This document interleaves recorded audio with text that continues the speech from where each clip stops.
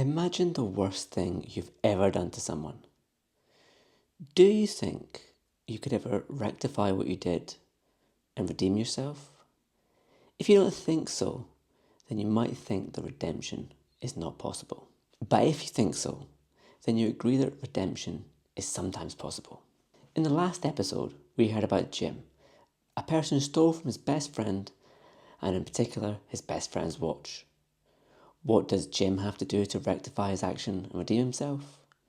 As I discussed, I think that along with returning the watch, Jim also needs to make sure that he never actually repeats the wrong.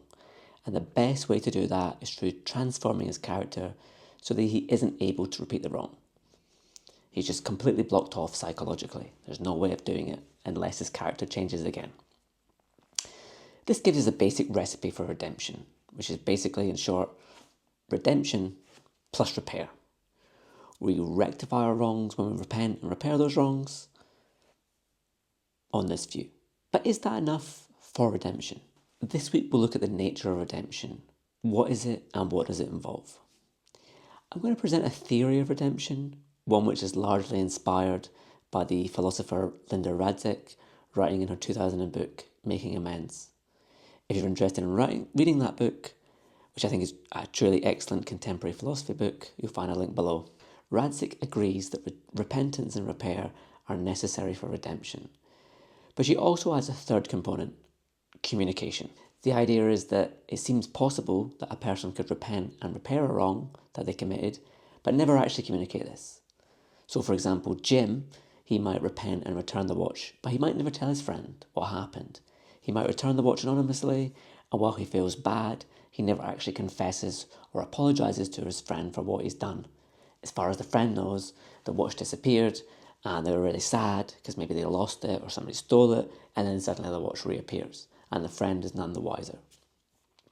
And you might wonder, well, why should Jim also communicate that he's repentant and that he's repaired the wrong?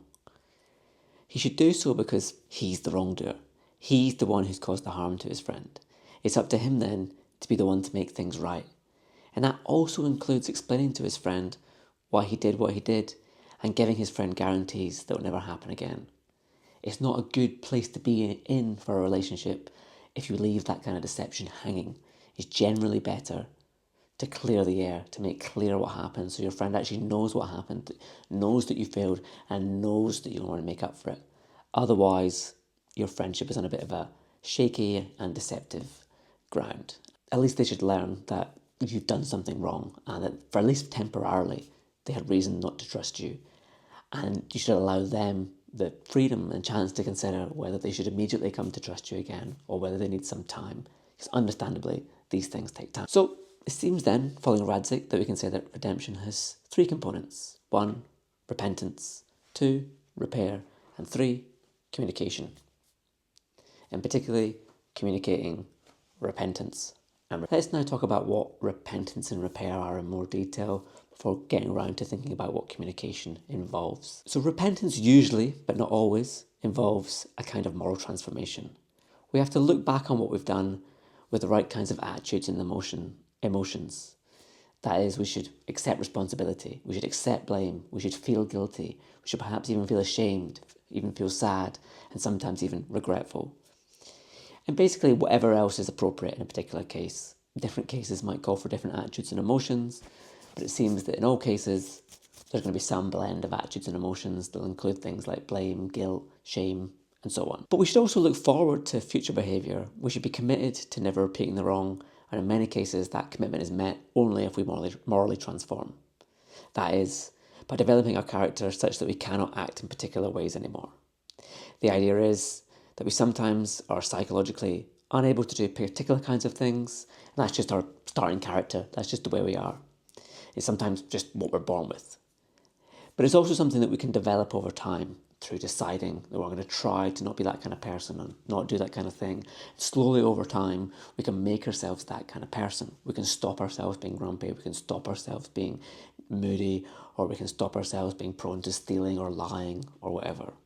Sometimes then repentance calls on us to engage in this kind of character development process, and in doing so, make it impossible, at least psychologically speaking, for us to perform particular types of action. What then does repair involve? Is it enough for Jim just to return the watch? Well, I don't think it seems so. It seems like he also needs to apologise. While you might think that's covered by the communication requirement, he doesn't just need to apologise in order to communicate something. The apology will communicate something, but the apology does more than just communicate something. He also needs to apologise, for example, to express a kind of humility towards his friend. It would also be kind of strange if Jim quickly forgot about what he had done wrong. So it seems that Jim needs to at least also apologise and remember what he's done for a specific period of time. If he lets go of it too easily, puts it in the past, and doesn't think about it anymore, you're going to be a little bit suspicious about Jim. This suggests that wrongdoings create a kind of debt, a debt that has to be repaired in order for one to rectify their actions. This explains why sometimes, but not always, we need to morally transform as part of repenting. Sometimes we also just all morally transform into that person. Perhaps we were a thoroughly bad person or majorly bad person, and part of reforming, part of repenting is reforming. We can therefore understand the second component of redemption as being about paying moral debts that we've incurred through acting wrongly. Finally, we might wonder, well, what does communication involve? Radzik's view here is that apology is just one way that we can communicate that we've repented and repaired our actions. But she thinks we can redeem ourselves without actually apologising. Sometimes our actions can express that we've changed and that we don't actually need to apologise to express that. It's very apparent to people around us. This is a controversial view though, and we'll spend the next episode considering whether apologies are necessary for our redemption after all.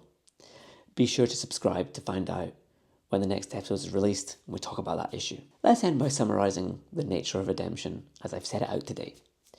First component is repentance. We have to feel appropriately bad about what we've done and we have to commit to not repeating it. So repentance here can but need not involve a kind of moral transformation where we develop our characters such that we can't perform particular types of actions. It may be that for very minor wrongs, repentance doesn't require us to actually thoroughly morally transform. It might be that we will never, and we can be psychologically sure that we'll never repeat a particular action again, so moral transformation is not necessary. But we can still need to be repentant. We still have to have the right kind of attitudes towards what we've done, and we still have to make certain commitments or promises about future behaviour. And we're repentant to the extent that we meet everything that's appropriate in a particular context with respect to a particular wrongdoing. And the extent to which we should feel guilty or ashamed or that we should blame ourselves, I think is going to be dependent on the nature and extent of the wrongdoing. The second component is repair. We have to pay our moral debts. We have to repair what we've done. This can be quite strictly speaking. It can involve returning a watch, but sometimes that's not possible. Sometimes repair is not so much a matter of negating what's happened, but counterbalancing. Now, this can't be done in a kind of, oh, I've done something wrong here, so I'll just get a good action over here to balance the scales. But there is a sense in which counterbalancing is still the right kind of metaphor. We've done some bad things and we have to find some ways that are the next best thing. If you've broken something and you can't fix it again, you can't repair it. But there's something else you can do to try to make up for it. This, I think, can be handled by the very general notion of repair. Sometimes this will involve apologising, compensating, remembering, or transforming. It might involve other things in other cases. But all of these things are a way of acknowledging the significance of what we've done, to offer at least a kind of symbolic, if not physical or literal, material way of repairing what we've done. Of course, if you harm somebody seriously, you betray them, it's very hard to undo that. But you can apologise, you can compensate them in some other way, you can remember what you've done, and you can transform such that you can never repeat that wrong. And it never changes the past, it never will undo that something happened in the past, but like I said, it can be the next best thing. Finally, communication. We have to communicate that we're repentant and that we've repaired what we've done. Some of the communication will be done through being repentant and repairing, but it's worth making this a more explicit condition because it's worth emphasising that we can't just do these things completely in secret. Part of redeeming ourselves is doing it publicly, doing it with the knowledge at least of those we've wronged. They have a right to know. They can obviously say they don't want to know, but we at least owe it to them to make an effort.